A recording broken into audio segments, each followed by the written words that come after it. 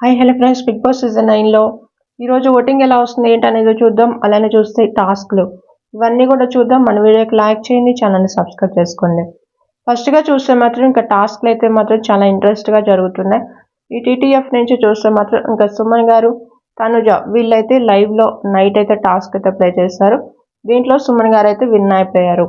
ఈ టాస్క్ కూడా చాలా బాగుందన్నమాట. అది కూడా చూస్తే ఇక్కడ అనేది అది కూడా వాటర్ అనేది కింద పడకుండా అది కూడా గట్టిగా పట్టుకోవాలి. లైవ్ చూడని వాళ్ళకైతే చెప్తున్నాను.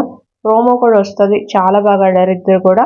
ఇంకా దీంట్లో కూడా సపోర్ట్ టాస్క్ అనమాట. ఇది వాటర్ అనేది పోస్తూ ఉంటారు. అది కూడా చూస్తే ఎవరైతే టాస్క్ నుంచి అవుట్ అయిపోవాలో వాళ్ళకి వాటర్ పోస్తూ ఇక టాస్క్ అనేది ప్లే చేస్తారు. దీంట్లో సుమన్ గారు అయితే విన్ అయిపోతారు. ఇక నెక్స్ట్ చూస్తే మాత్రం ఈ రోజు ఏం జరగబోతున్నాయి అనేది ఓవరాల్గా చూస్తే మాత్రం ఈ రోజు అయితే మాత్రం మొత్తం మీద టీమాన్ పవన్, బర్నీ గారు, ఇంకా కళ్యాణ్, రీతు చౌదరి వీళ్ళందరికీ కలిపి ఒక టాస్క్ అయితే పెడతారనమాట. ఆ టాస్క్లో చూస్తే డిమాన్ పవన్ అయితే గెలుస్తారు వీళ్ళ నలుగురు టాస్క్లో.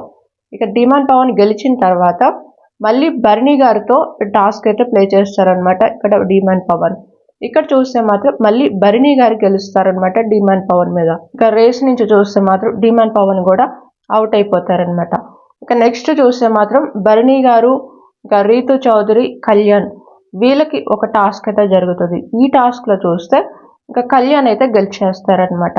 కళ్యాణ్ గెలిచిన తర్వాత ఆ తర్వాత రేస్లో నుంచి ఎవరున్నారు ఎవరు పోయారని కూడా మళ్ళీ అప్డేట్ అయితే ఇస్తాను. ఓవరాల్గా చూస్తే ఈ రోజు అయితే ఇలాగైతే ఉండబోతున్నాయి అనమాట టాస్క్లు. ఇంకా నెక్స్ట్ ఓటింగ్లో ఎవరి ప్లేస్లో చూద్దాం. ఫస్ట్గా చూస్తే మాత్రం తనుజ అయితే ఫస్ట్ ప్లేస్లో అయితే ఉంది. ఓటింగ్లో చూస్తే 36 వరకు వస్తుందన్నమాట. ఇక సంజన గారికి వచ్చేసి 17% ఓటింగ్ అయితే వస్తుంది.